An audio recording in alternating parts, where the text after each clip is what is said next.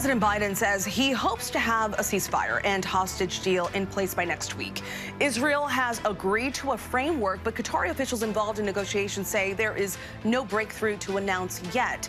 Foreign correspondent Tom Burridge joins me now from Tel Aviv, Israel, for more on this. Tom, President Biden says he was told by one of his top advisors that a deal is, quote, close, but a senior Israeli political source tells ABC that Israeli Prime Minister Benjamin Netanyahu was surprised by Biden's remarks. So what's really going on here? Where do these talks currently stand? What have you heard?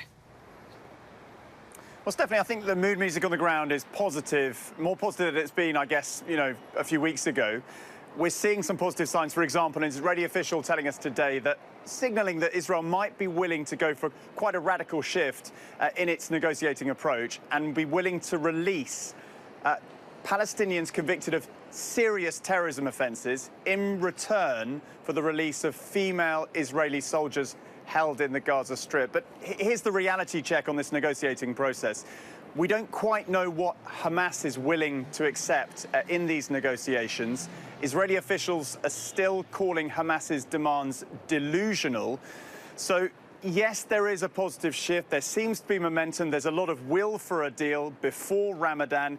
The US and its partners are trying to push this along, but maybe the sort of positivity that we're seeing from President Biden of a deal within 6 days, maybe that doesn't reflect the reality of the negotiations right now.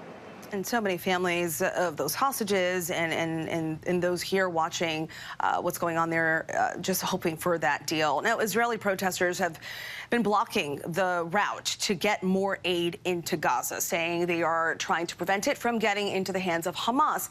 Tom, what kind of impact is this having on the already dire humanitarian situation inside the Gaza Strip, and how are aid groups responding to this? Well, it's definitely slowing the flow of aid into the Gaza Strip down, Stephanie. Look, I mean, it's a multiple factors. We're talking about the protest that we saw at a crossing point from Egypt into Israel, where the aid goes from Egypt to Israel and then into Gaza.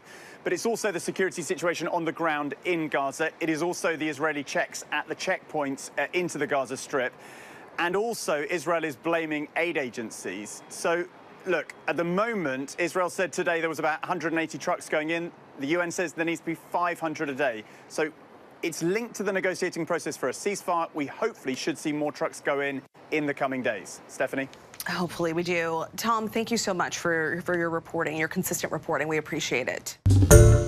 Hi, everyone. George Stephanopoulos here. Thanks for checking out the ABC News YouTube channel. If you'd like to get more videos, show highlights, and watch live event coverage, click on the right over here to subscribe to our channel. And don't forget to download the ABC News app for breaking news alerts. Thanks for watching.